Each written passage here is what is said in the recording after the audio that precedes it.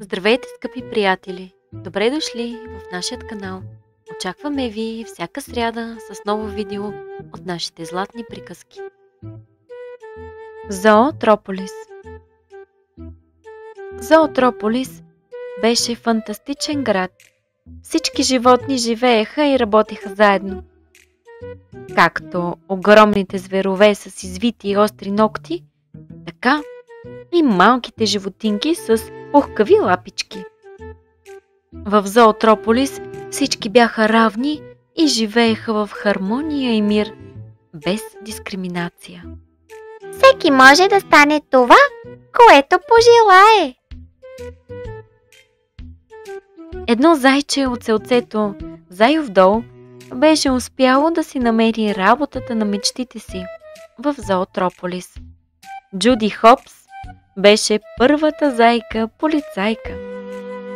Радостта й беше неописуема и нямаше търпение да получи първата си мисия. Остана обаче много разочарована, когато капитан Бого й възложи задачата да глобява за неправилно паркиране.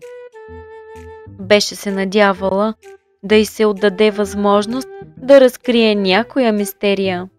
Единственото нещо, което желаеше, беше да спасява другите.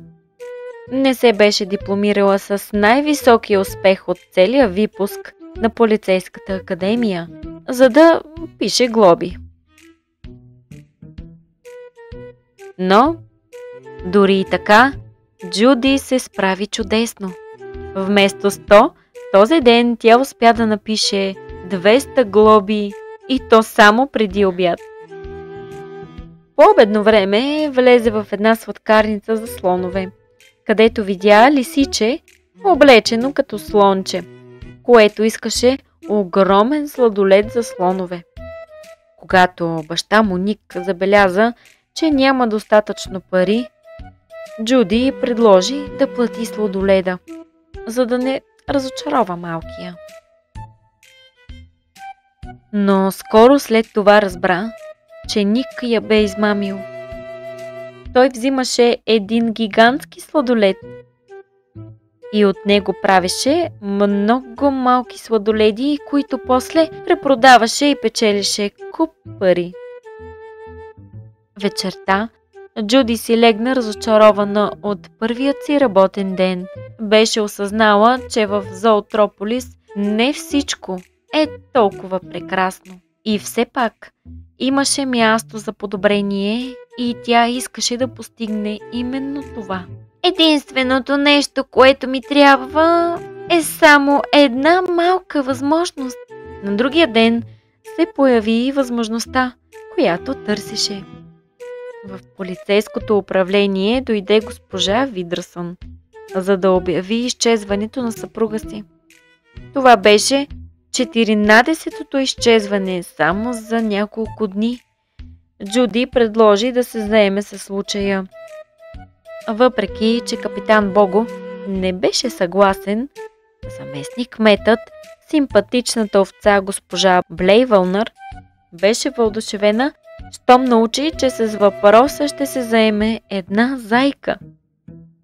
Госпожа Видърсън беше признателна, защото до този момент никой не се беше захванал със случая. Капитанът обаче изобщо не беше доволен и даде на Джуди само 2 дни, за да направи разкрития. Джуди научи, че Ник е видяла господин Видърсън в деня на изчезването му. С хитрост успя да убеди лисицата да сътрудничи. Тя го изхитри, като го накара да говори за това колко пари печели незаконно с сладоледите, докато го записваше с микрофон, скрит в един изкуствен морков. Ще, Ник трябваше да й помогне.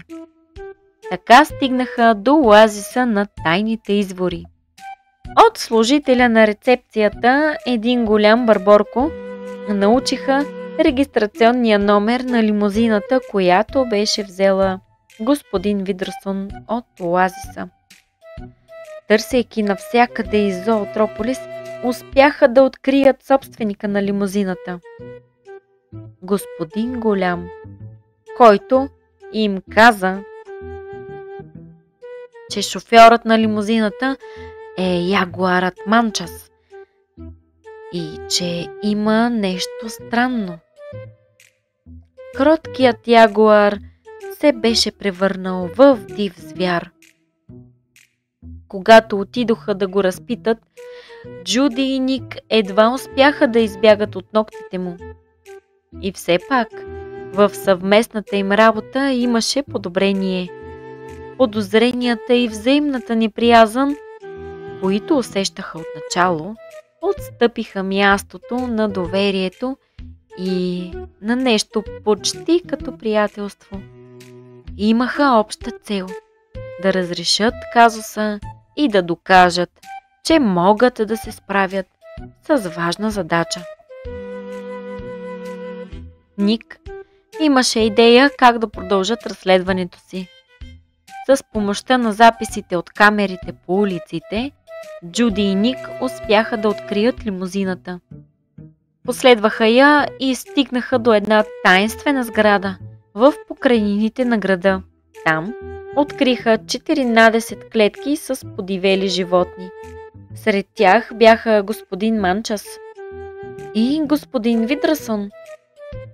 Случаят беше разрешен за 2 дни, точно както беше наредил капитанът.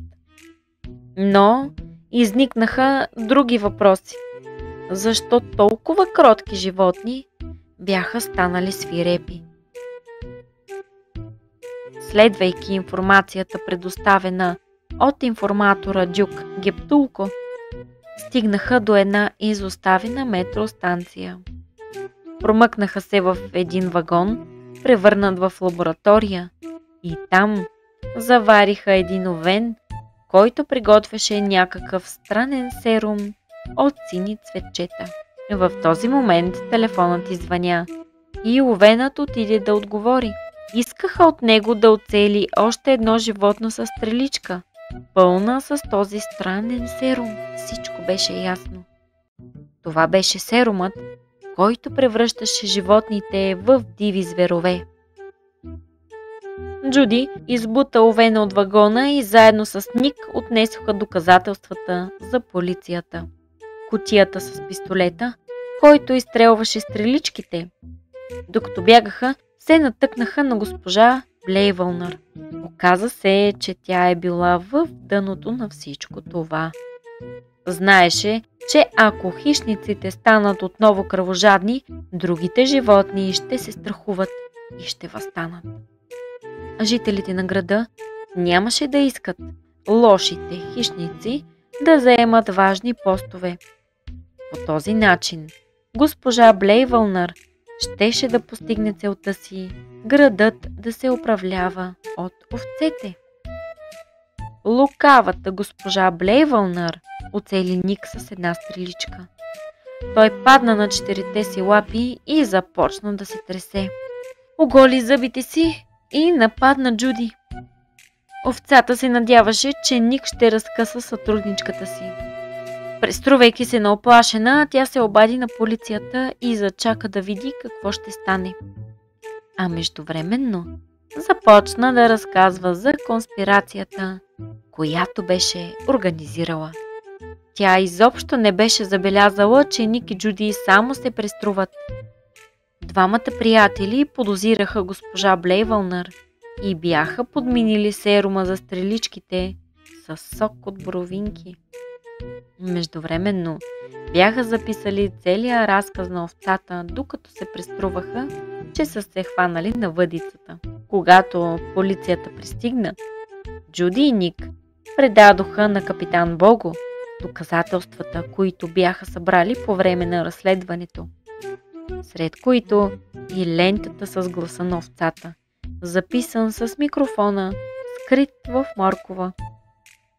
Полицията арестува госпожа Блейвълнър. Животните, пострадали от серума, се възстановиха. Госпожа Видрасон беше изпълнена със щастие. Лисицата, която през цялата тази история се беше разкаяла, се присъедини към полицията и така Джуди и Ник станаха партньори и големи приятели. Със сигурност щяха да имат още много други мистерии за разгадаване. Не винаги всичко е хубаво, като в приказките. Светът не е идеален, но си струва да положим усилия, за да го направим по-добро място. И най-добре би било всеки да започне от себе си. И не забравяйте да се абонирате и да натиснете камбанката за известие.